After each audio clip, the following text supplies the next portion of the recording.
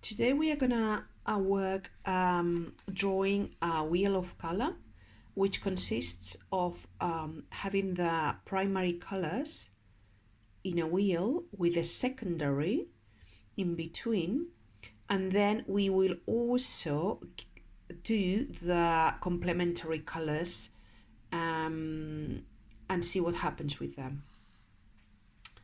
So let's start. We've got our usual wells with water. I haven't actually added water yet. We have already still the same painting that we had for the previous exercise. So I'm going to just add water. So you can keep watercolor like this. I'm going to just add water, and then I will sort of retrieve the pigment there that has gone dry, but will come to life again. Right, so for this exercise, we are gonna draw some random shapes, make them so that they make a circle. Right, so I'm gonna start with red. For this exercise, for any exercise really, try to make it fun, try to enjoy, to lay the color on the paper is really enjoyable. Okay, so now blue.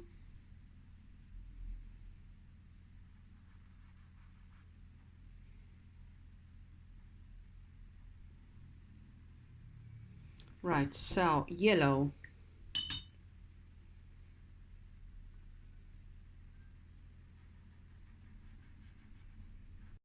Okay, so I'm gonna, because I want orange here, I'm gonna have yellow again. I'm gonna make it quite big this time, and you will see why I'm doing that in a minute.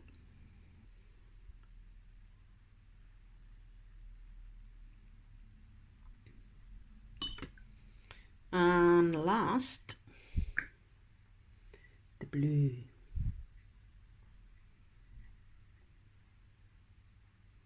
Okay. Okay, here we are. I've used my hand dryer to dry this and speed up the drying. So here we're going to have orange, and for that we are going to add a layer of red on top of the yellow. Okay, so let's go for it.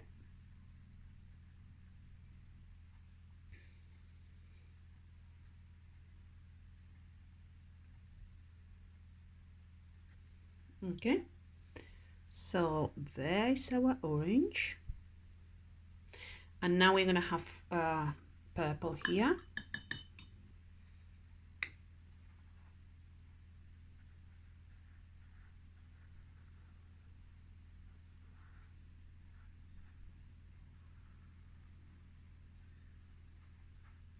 And now we're going to have green here.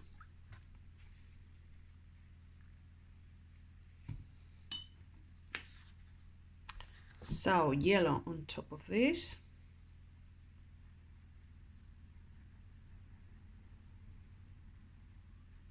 It's quite magical, isn't it?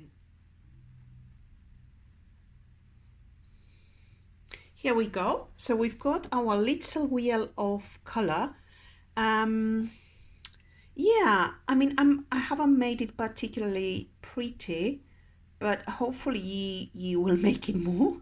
Yeah, try to enjoy and make it pretty, whatever you are doing, even if it's just trying color or whatever, because everything can give you the opportunity to find something out or to create something beautiful.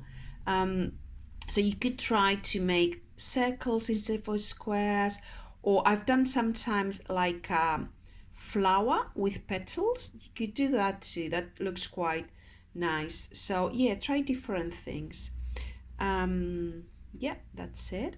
The last thing we are gonna work with on this wheel is with complementary colors. I'm gonna show you which the complementary colors are. So the ones that are like opposite, if you imagine this like a circle or a wheel, and you imagine the spokes that would go through the center of the wheel, these are the complementary colors, the ones that are at the end of the spoke. So 1, 2, 3 spokes, and these are the complementary colors with each other. Okay, so what complementary colors mean is that in theory, if you mix these colors, you have all the colors, all the pigments, and you would get black. Watercolor, we don't get black because watercolor is transparent, and the color is like, the pigment is like more pale, so to speak. So but what we get is like a dull color or brownish or grayish that works quite well to create shades in a shape. If you have, for example, a banana in yellow, you could add the shade for it in purple. So, and we'll do an exercise exploring this. But first, let's try it here. So what I'm going to do, in half of this colors I have here, I'm going to add the opposite, the complementary, and see what I get. Okay, so I'm going to now work with these two complementary colors. So on top of the orange, I'm gonna make a blue shade.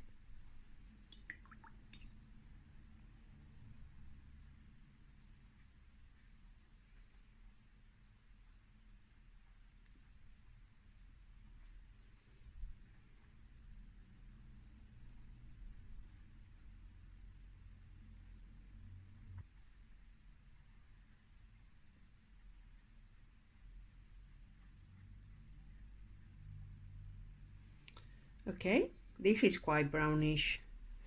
And now on top of the green, I'm gonna have red.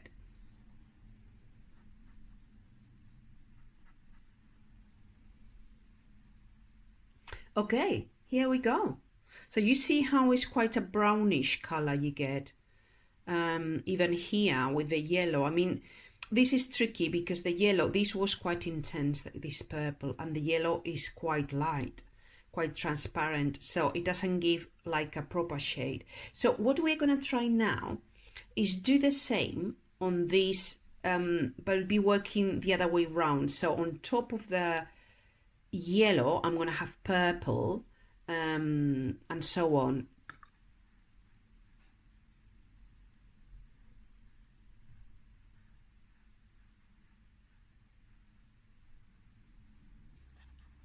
On top of the blue, orange.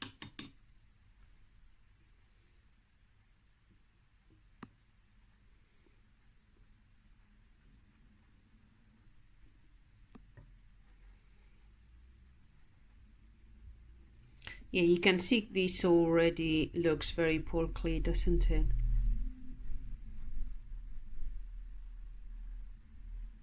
He just did so much of this, I think, that got it perfect. Okay, so this is it. If you remember which colors we've done, maybe it's a good idea to write down what colors went on it.